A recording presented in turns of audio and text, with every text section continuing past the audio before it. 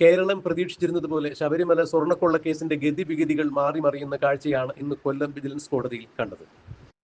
ശബരിമല ശ്രീകോവിലിൽ നിന്നും കൊണ്ടുപോയ ശാസ്താവിന്റെ ശ്രീകോവിലിലെ ഉമ്മറ കട്ടിളപ്പടിയും ശ്രീകോവിലിന്റെ വാതിലും ശ്രീകോവിലിന് ഇരുവശത്തും സ്ഥിതി ചെയ്യുന്ന ദ്വാരപാലക ശില്പങ്ങളിലെ സ്വർണ്ണപ്പാളിയുമെല്ലാം ഇളക്കിക്കൊണ്ടുപോയതിന്റെ മുഖ്യ സൂത്രധാരകൻ എന്ന് പറയുന്ന ശബരിമലയിലെ കീഴ്ശാന്തിയായിരുന്ന പിന്നീട് ശബരിമലയിലെ സ്വർണ്ണ നിർമ്മിതികൾക്കെല്ലാം സ്പോൺസറായി വന്ന ഉണ്ണികൃഷ്ണൻ പോറ്റിക്ക് ശബരിമലയിലെ 2 കേസുകളിലും ജാമ്യം ലഭിച്ചു. സ്വാഭാവികമായ ജാമ്യം ലഭിച്ച ഉണ്ണികൃഷ്ണൻ പോറ്റി പുറത്തേക്ക് പോകുന്നു എന്നുള്ള കാഴ്ചയാണ്, അല്ലെങ്കിൽ ഈ വാർത്തയാണ് ഏറ്റവും പുതിയതായി പ്രേക്ഷകരുമായി പങ്കുവയ്ക്കാനുള്ളത്. ശബരിമല സ്വർണ്ണക്കൊള്ളയുമായി ബന്ധപ്പെട്ട് ബഹുമാനപ്പെട്ട ഹൈക്കോടതിയുടെ മേൽനോട്ടത്തിൽ സ്പെഷ്യൽ ഇൻവെസ്റ്റിഗേഷൻ ടീം രൂപീകരിച്ച് നടത്തിയ അന്വേഷണത്തിലാണ് ശബരിമലയിലെ ശ്രീകോവിലിന്റെ സ്വർണ്ണ കട്ടളപ്പടി ഇളക്കിക്കൊണ്ടുപോയി സ്വർണം പൂശുവാൻ എന്ന രീതിയിൽ ശബരിമലയുടെ തിരുവിതാംകൂർ ദേവസ്വം ബോർഡിന്റെ എല്ലാ നിയമ ചട്ടങ്ങളും ലംഘിച്ചുകൊണ്ട് ശബരിമല സന്നിധാനത്തിന്റെ പുറത്തേക്ക് ഇവ കൊണ്ടുപോയി. ഇതിന്റെ മുഖ്യ സൂത്രധാരകൻ ഉണ്ണികൃഷ്ണൻ പോറ്റിയായിരുന്നു. അങ്ങനെ സ്പെഷ്യൽ ഇൻവെസ്റ്റിഗേഷൻ ടീം ഉണ്ണികൃഷ്ണൻ പോറ്റിക്ക് എതിരെ ഒരു കേസ് രജിസ്റ്റർ ചെയ്യുന്നു. ശബരിമല സ്വർണ്ണക്കൊള്ളയുമായി ബന്ധപ്പെട്ട ആദ്യ കേസ് രജിസ്റ്റർ ചെയ്യുമ്പോൾ അതിലെ 1-ാം പ്രതിയായി ഉണ്ണികൃഷ്ണൻ പോറ്റി മാറുന്നു. പിന്നീട് ശബരിമല സന്നിധാനത്തിൽ നിന്നും ദ്വാരപാലക ശില്പങ്ങൾ സ്വർണം പൂശുന്നതിന് വേണ്ടി നിയമാനുസൃതമായ രീതികളെല്ലാം കവച്ചു വെച്ചുകൊണ്ട് തിരുവിതാംകൂർ ദേവസ്വം ബോർഡിലെ ഉയർന്ന ഉദ്യോഗസ്ഥരുടെ എല്ലാം ഒത്താശയോടുകൂടി തിരുവിതാംകൂർ ദേവസ്വം ബോർഡിന്റെ മാനുവലിൽ ചെമ്പ് പാളികൾ എന്ന് എഴുതി ചേർത്തുകൊണ്ട് സ്വർണം പൂശിയ ചെമ്പ് പാളികൾ ചെന്നൈ സ്മാർട്ട് ക്രിയേഷൻസിലേക്ക് സ്വർണം പൂശുന്നതിന് വേണ്ടി കൊണ്ടുപോയി എന്നുള്ള 2ാമതൊരു കേസ് കൂടി SIT എടുക്കുന്നു. ഈ കേസിലും ഉണ്ണികൃഷ്ണൻ പോറ്റി തന്നെയാണ് 2ാം പ്രതി. ശബരിമല സ്വർണ്ണക്കൊള്ളയുമായി ബന്ധപ്പെട്ട് SIT രജിസ്റ്റർ ചെയ്ത് 2 കേസിലും 1-ാം പ്രതിയായ ഉണ്ണികൃഷ്ണൻ പോറ്റി സ്വാഭാവിക ജാമ്യം കിട്ടി കൊല്ലം വിജിലൻസ് കോടതിയിൽ നിന്നും ഇന്ന് പുറത്തേക്ക് ഇറങ്ങുന്നു എന്ന വാർത്ത പുറത്തു വരുമ്പോൾ അക്ഷരാർത്ഥത്തിൽ അയ്യപ്പ ഭക്തന്മാരെ ഞെട്ടിക്കുന്ന വാർത്ത തന്നെയായിരുന്നു അത്. അതായത് ഈ ശബരിമല സ്വർണ്ണക്കൊള്ള കേസുമായി ബന്ധപ്പെട്ട് ഏതാണ്ട് 14ഓളം പ്രതികളെയാണ്, അല്ലെങ്കിൽ കുറ്റവാളികൾ എന്ന് തോന്നിക്കുന്ന ആളുകളെയാണ് SIT അറസ്റ്റ് ചെയ്ത് ജയിലിൽ അടച്ചിരിക്കുന്നത്. ഇതിൽ 2 പേർ സ്വാഭാവിക ജാമ്യം കിട്ടി പുറത്തുപോയി. ഒരാൾ വേറെ തരത്തിലും, അതായത് അയാൾ ഈ കേസിൽ പ്രതിയല്ല എന്ന് പറഞ്ഞതുകൊണ്ട് അയാൾക്ക് കൃത്യമായി കോടതി രേഖകൾ സമർപ്പിച്ചതിനാൽ കോടതിയിൽ നിന്നും ജാമ്യം കിട്ടി പുറത്തിറങ്ങാൻ സാധിച്ചു.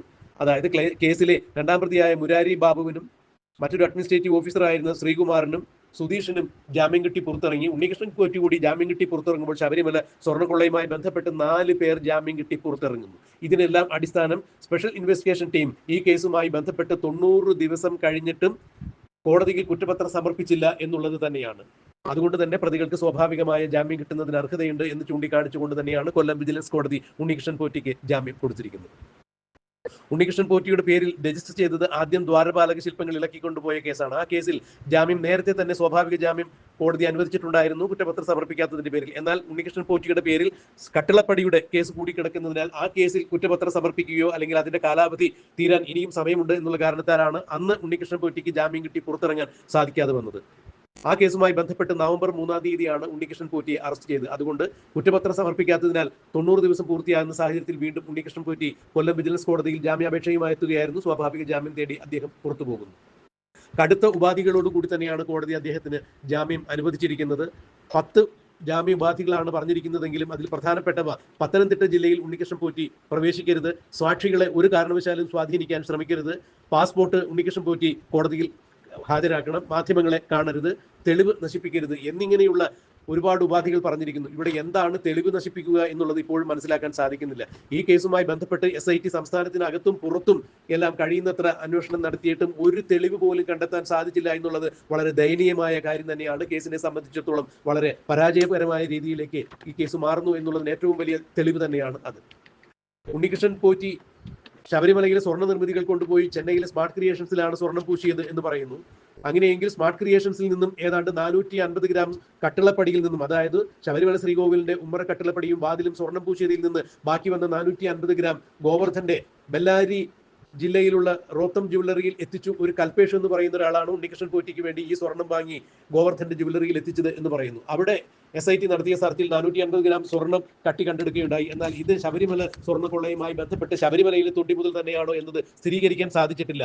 എന്നല്ലാതെ മറ്റ് യാതൊരു തരത്തിലുള്ള തെളിവുകളും കണ്ടെത്തുന്നതിനോ തൊണ്ടി മുതൽ കണ്ടെത്തുന്നതിനോ സ്പെഷ്യൽ ഇൻവെസ്റ്റിഗേഷൻ ടീമിന് സാധിച്ചിട്ടില്ല എന്നത് തന്നെ ടീമിന്റെ അന്വേഷണത്തിന്റെ പരാജയമായി പൊതുജനങ്ങൾ വിലയിരുത്തുന്നു. കോടതിയുടെ മുൻപിൽ ഇത് ഏത് രീതിയിൽ വരും, കോടതി അലക്ഷ്യമാകുമോ എന്നുള്ളത് അറിയില്ല ഇത്തരം സംഭാഷണങ്ങൾ. എന്തായാലും ശബരിമല സ്വർണ്ണക്കൊള്ളയുമായി ബന്ധപ്പെട്ട് SIT നടത്തിയ അന്വേഷണത്തിൽ കുറച്ചധികം ആളുകളെ അറസ്റ്റ് ചെയ്തു എന്നല്ലാതെ പലപ്പോഴും ഹൈക്കോടതിയുടെ തന്നെ വിമർശനങ്ങൾക്ക് SIT വിധേയമായിട്ടുണ്ട്. നിങ്ങൾ ആരെയാണ് പേടിക്കുന്നത്, ഉന്നതരിലേക്ക് അന്വേഷണം വ്യാപിപ്പിക്കുന്നതിന് നിങ്ങൾക്ക് എന്താണ് ബുദ്ധിമുട്ട് എന്നൊക്കെ ഹൈക്കോടതി തന്നെ SIT വിമർശിക്കുന്ന, അതിനിശിതമായി വിമർശിക്കുന്ന കാഴ്ച നാം കണ്ടിട്ടുണ്ട്. അതിനുശേഷമാണ് ഗോവർദ്ധന്റെയും സ്മാർട്ട് ക്രിയേഷൻസിന്റെ CEO ആയ പങ്കജ് ഭണ്ഡാരിയെയും എല്ലാം SIT അറസ്റ്റ് ചെയ്യുന്നത് എന്നുള്ളത് മനസ്സിലാക്കാൻ സാധിക്കുക. എന്നാൽ ശബരിമല സ്വർണ്ണക്കൊള്ള കേസുമായി ബന്ധപ്പെട്ട് SIT നടക്കുന്ന അന്വേഷണത്തിന് ഉപരിയായി, അല്ലെങ്കിൽ SIT നടത്തുന്ന അന്വേഷണത്തിന് സമാന്തരമായി ഇപ്പോൾ ED കൂടി വന്ന് അന്വേഷണം നടത്തുന്നു എന്ന് പറയുമ്പോൾ ഏതെങ്കിലും വിധത്തിൽ SITയുടെ കയ്യിൽ നിന്നും ചാടിപ്പോകുന്ന പ്രതികൾ EDയുടെ വലയിൽ കുടുങ്ങും എന്ന് തന്നെയാണ് മനസ്സിലാക്കാൻ കഴിയുന്നത്.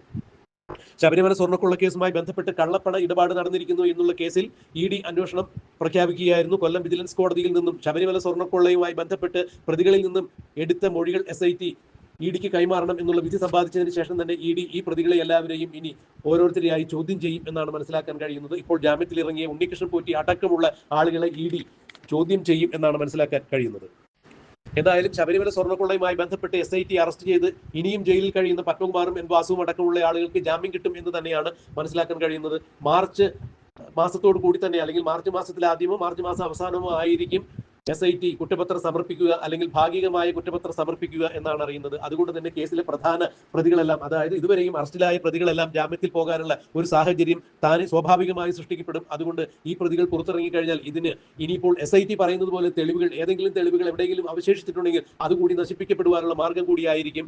SITയുടെ ഭാഗത്തു നിന്നും കോടതിയുടെ ഭാഗത്തു നിന്നും തെളിവുകൾ നശിപ്പിക്കരുത് എന്ന് ജാമ്യത്തിൽ ഇറങ്ങിയ പ്രതികളോട് പറയുമ്പോൾ എന്ത് തെളിവാണ് നശിപ്പിക്കരുത് എന്ന് SIT ഉദ്ദേശിക്കുന്നതെന്ന് മനസ്സിലാകുന്നില്ല. SIT ഇത്രയും കാലം അന്വേഷിച്ചിട്ട് യാതൊരു തരത്തിലുള്ള തെളിവുകളും കണ്ടെത്താൻ കഴിയാത്ത സാഹചര്യത്തിൽ ഇനി എന്താണ് ജാമ്യത്തിൽ ഇറങ്ങിയ പ്രതികൾ ഏത് തെളിവാണ് നശിപ്പിക്കുക എന്നത് ഇനിയും മനസ്സിലാകുന്നില്ല. എന്തായാലും ഈ കേസ് അന്വേഷണം ഇപ്പോഴും മരീചികയായി തുടരുന്നു എന്ന് തന്നെയാണ് മനസ്സിലാക്കാൻ കഴിയുന്നത്. അതിനിടയിൽ കഴിഞ്ഞ ദിവസം ബഹുമാനപ്പെട്ട കോടതിയുടെ ഒരു നിരീക്ഷണം ഉണ്ടായിരുന്നു.